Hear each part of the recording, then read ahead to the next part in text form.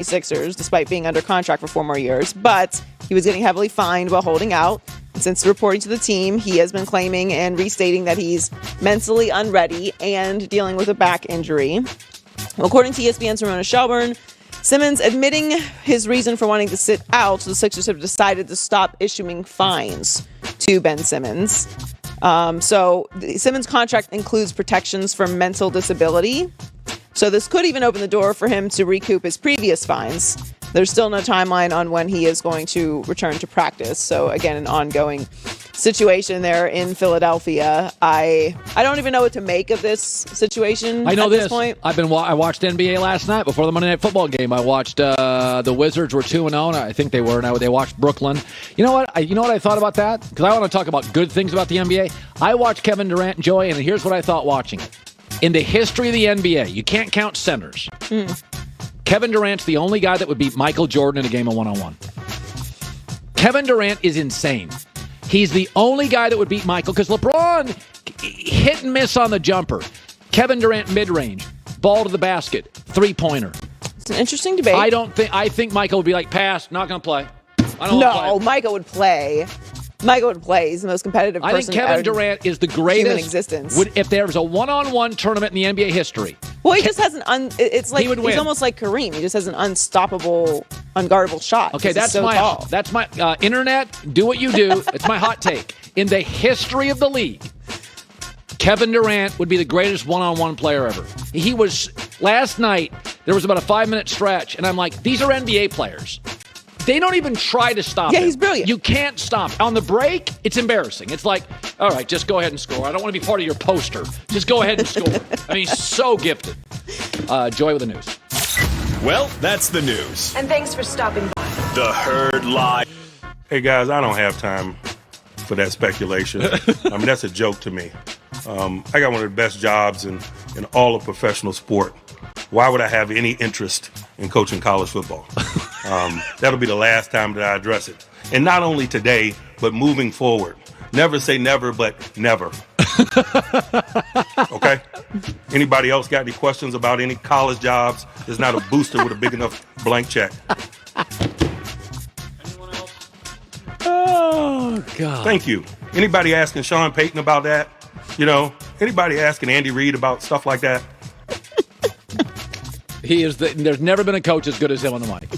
It is. And yeah, listen, it came out yesterday, and it was fun to speculate. But it's like. But I felt like it was not even said in a way that it should have spiraled, but it's just too juicy not to. Well, he's Mike Tomlin. To take a little squeeze at.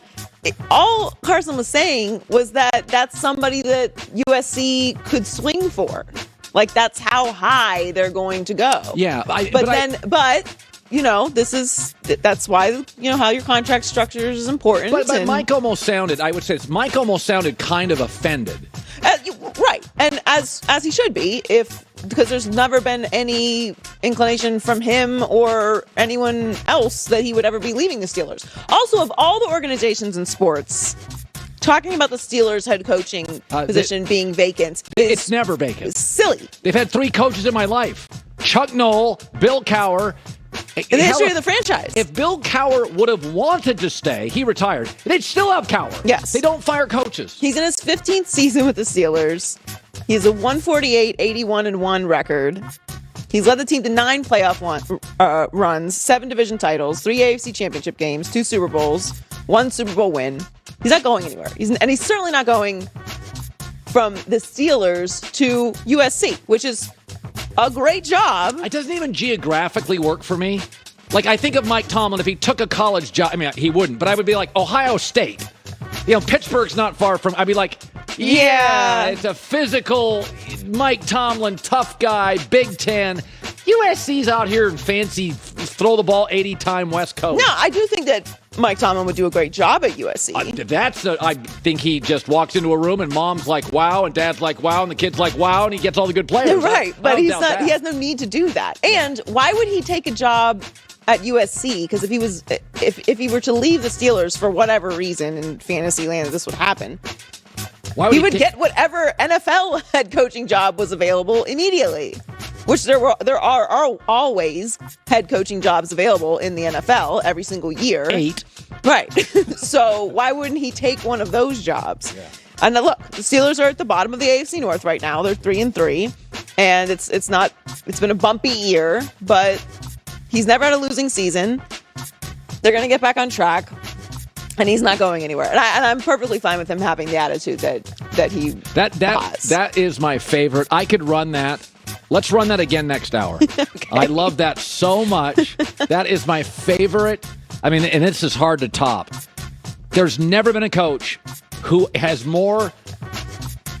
It's like he doesn't waste a single word. Not a single word. And by the way, everything is urgent. Yeah. You literally could ask him about a receiver, a number 4 receiver, stubbed to toe, and he would go to toe. It gets stubbed. This is football. We stub toes here. Next. Everything feels massively important. Well, he's not going anywhere, guys. So the Packers announced yesterday that they might be without one of their top weapons for Thursday night against the Cardinals. They've placed Devontae Adams on the COVID-19 list. The team didn't confirm that. So he doesn't mean that he's contracted COVID, but he is on the list.